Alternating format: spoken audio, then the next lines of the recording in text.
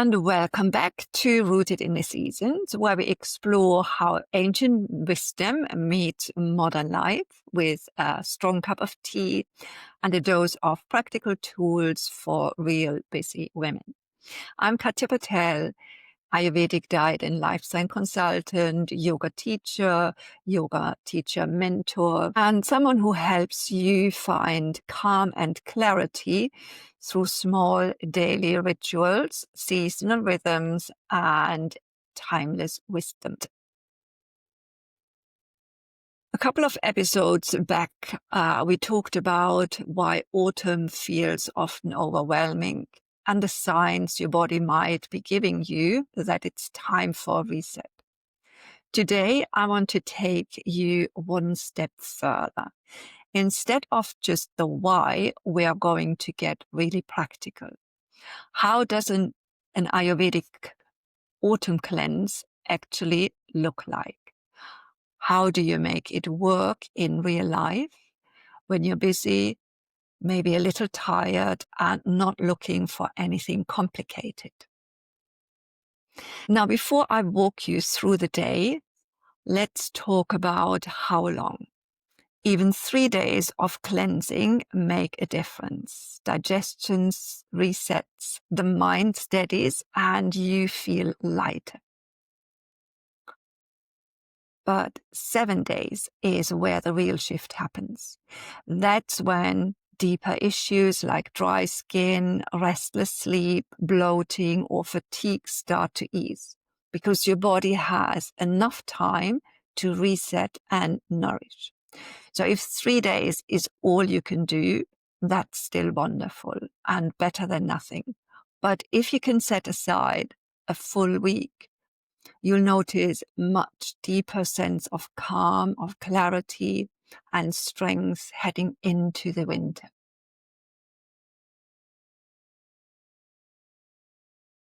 A couple of episodes back, I shared a simple outline of what a cleanse day looks like. 3 meals of kitchadi, hot water, and teas throughout the day, some gentle yoga, self-care, and an early bedtime. But today, I want to take you right inside my own routine so you can see how this plays out step by step. Here's what a cleanse day looks for me. The alarm is set for 6. I wake up, start with the bathroom basics, tongue scraping, then oil pulling. While I'm swishing the oil, I take a few minutes to massage warm oil into my skin. This doesn't need to be fancy, just long strokes and circling around the joints. I keep a set of old pajamas. You can also use a bathrobe just for the cleansing days, so you don't worry about the oil stains. After brushing my teeth, I head down into the kitchen. First, I put on the hot water. That's my number one rule during the cleanse, but throughout the year as well. Hot water throughout the day keeps everything moving and helps draw out water-soluble toxins. And most importantly, it keeps you hydrated. I take 2 teaspoons of ghee. The ghee I warmed up a little before so that it's liquid, followed by a glass of hot water. Sometimes I take 2 glasses as well. Then I get the food started. The night before, I've soaked the rice and moong dal mix. In the morning, it just goes into the Instant Pot with spices and vegetables. 4 minutes on pressure cook, and it's taken care of. While it's cooking, I do my yoga practice, Trikonasana Namaskar, some twists, back bend, forward bending, and some breathing. Then I shower, my meditation. Then I shower, do my meditation, and by the time I'm finished, the kitchadi is ready to eat. Lunch is the same, kitchadi. Sometimes I have extra time and I'll make a simple vegetable soup. And of course, I keep sipping hot water and cumin, coriander, and fennel tea throughout the day. Dinner is again light kitchadi. Then it's a quiet evening, maybe journaling, maybe restorative yoga, a cup of spiced hot milk, and I head to bed early. At least I try my best and go to bed earlier than usual. That rhythm is what makes the cleanse feel nourishing, steady, and calm. Now, I want to pause here because during our open circles for the group cleanse, similar questions always come up. And maybe you've wondered about them too. First up is always coffee and tea. So my tip is start reducing stimulants a few days before the cleanse. So you're not going from 3 cups to none overnight. If you feel you must keep 1 cup of coffee, make it gentler. Add half a teaspoon of ghee or coconut oil, a pinch of cardamom, a little bit of cinnamon to reduce the drying and nerve aggravating effects of the coffee. Then sit down, and this is important, enjoy this cup of coffee. Don't do anything else but drinking this 1 cup. If you get busy with reading or scrolling or anything else, you don't remember how good it tastes, how you like it, and you want another one. Next question always comes up is meat. So Ayurveda isn't vegan or vegetarian. But during the cleanse, we stick to vegetarian food because it's easier to digest. And even here, we look for vegetables that are easy to digest. Meat and fish, even lighter meats like chicken, require more digestive effort than we want to spend in a cleanse week. After the cleanse, you can bring them back gradually if they are part of your regular diet. The next question is always coming up is around ghee. People ask, can I skip it? Ghee is unique in Ayurveda.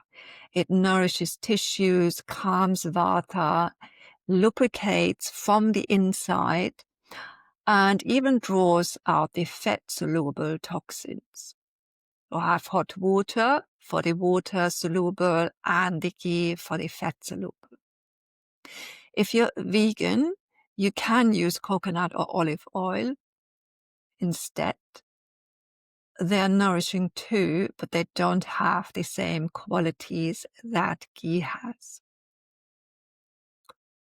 Here's another question that frequently comes where people are worried about, what if something goes wrong? So maybe I've eaten the wrong food, had a work do, got an invite for coffee from a friend, and the practice went out of the window. My advice is simple. Don't stress. Just return to the rhythm the next day. Cleansing isn't about perfection. It is about steadiness and no stress. And this is what worries nearly everyone. Isn't it too much cooking? Actually, it is less than you think because you're cooking 1 dish instead of many. The secret is in being prepared. Do the shopping for the entire cleanse beforehand. In my group cleanse, I provide a 7-day meal plan, shopping list, and recipes, so participants don't need to worry about that. Mix rice and mung dal for the entire week together in a jar and put it on your work surface. Soak your portions each night. Grate ginger for the whole week in advance. Store it in a glass jar in the fridge. Also chop vegetables that store well, like carrots or beetroots, beforehand and put them in Tupper boxes individually and store them as well in the fridge. Cook once in the morning or at lunchtime for both lunch and dinner. If you have time, cook a quick vegetable soup for lunch or dinner or both to add a bit variety. And it's not gourmet cooking what you're doing, it's ease and nourishment. And it really tastes delicious. So that's what a cleanse day looks like for me. And it shows you how you can make it realistic in your own life. Even 3 days will refresh your system, but if you can, give yourself the gift of an entire week. That's where the deeper shift really happens. Clearer skin, calmer sleep, steady energy and resilience for the winter. If you'd like to go back and hear more about the why autumn cleansing matters and the signs if you might need it, listen to the previous episodes. The link will be in the show notes. And remember, cleanse and stress, they don't go well together. Your system is not able to cleanse if you're stressed. So choose a quiet week, no big meetings if you can help it, no hectic deadlines, no plans with friends for that week. Just you and the cleanse. That's all. Thanks so much for listening to Rooted in the Seasons. If you enjoyed this episode, make sure to subscribe or follow wherever you're listening. That way you won't miss the next one. You can also download my free guide, my 5 shifts to move from scattered to steady, and join my Sunday Read newsletter. You'll find the link as well in the show notes. And of course, I always love hearing from you. You can message me on Instagram or drop an email. I'd really love connecting with you.